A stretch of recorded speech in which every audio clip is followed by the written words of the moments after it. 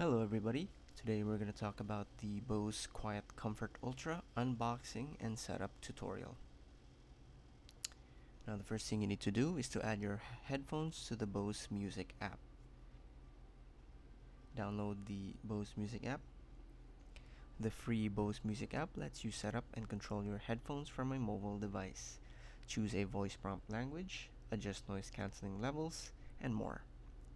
If you open the app and prompt to allow location service or Bluetooth permissions, allow them.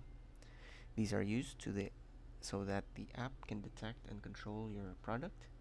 If you do not allow them, the app will not find your product. If you don't have a Bose account, then tap to create a new account.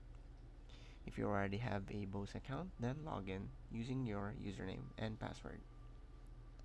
Now to add your headphones to your account, press and hold the power switch all the way to the right towards the Bluetooth icon, and hold it there until the Bluetooth light is blinking blue.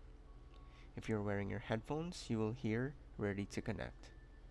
In the Bose Music app, from the My Bose screen, tap the plus button and select your headphones and frames. Select your headphones, then follow the app instructions. And that's it. Thanks for watching.